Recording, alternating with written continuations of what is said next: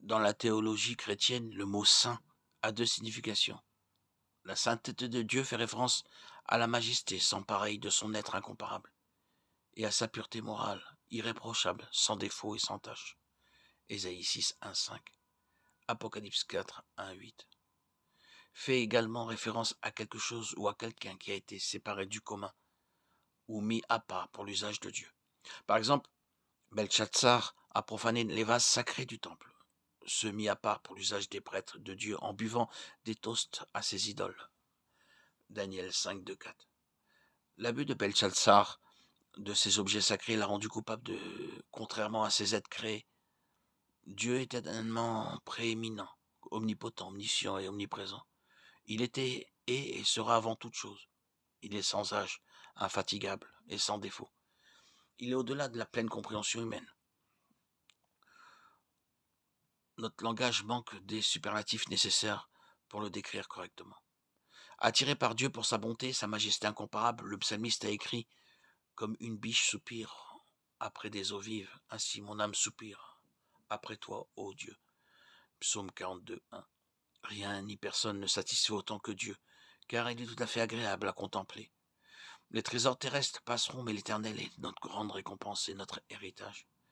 Et pourtant, la sainteté de Dieu présente un dilemme dans le cœur et l'esprit de l'homme mortel. Nous sommes attirés par lui car c'est lui qui nous a créés. Mais en tant que créatures intrinsèquement imparfaites, nous nous recroquevillons également dans la lumière révélatrice de sa gloire majestueuse. Tout comme les Israélites tremblaient de peur lorsque Dieu apparut à Moïse sur la montagne du Sinaï, nous préférons garder Dieu à distance. Exode 20, 18, 21. Ces sentiments ambivalents d'attirance et de crainte suscités par la sainteté de Dieu sont illustrés dans les passages. Les fondements des seuils tremblèrent à la voix de celui qui appelait, la maison fut remplie de fumée. Et je dis, malheur à moi, car je suis perdu, car je suis un homme dont les lèvres sont impures, et j'habite au milieu d'un peuple dont les lèvres sont impures, car mes yeux ont vu le roi, l'Éternel des armées. Ésaïe 6, 1.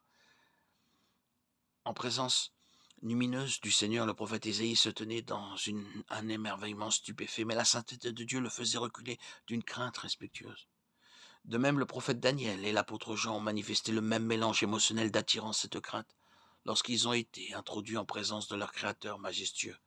Daniel 8, 17, Apocalypse 1, 17.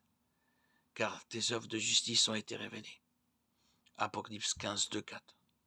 Pour les rachetés du ciel, la sainteté de Dieu n'est plus un mystère. Dans une voix de louange unifiée, les citoyens du ciel déclarent « En saint, l'année de la mort du roi Osias, je vis l'Éternel, assis sur un trône très élevé, et les pans de son manteau remplissaient le temple. Dieu est le Dieu saint, 3 fois saint. Au-dessus de lui se tenaient des séraphins. Chacun avait 6 ailes, 2 dont il se couvrait le visage, 2 dont il se couvrait les pieds, 2 dont il se servait pour voler. L'un s'appelait l'autre et disait « Saint, Saint, Saint est l'Éternel des armées, toute la terre est pleine de sa gloire. »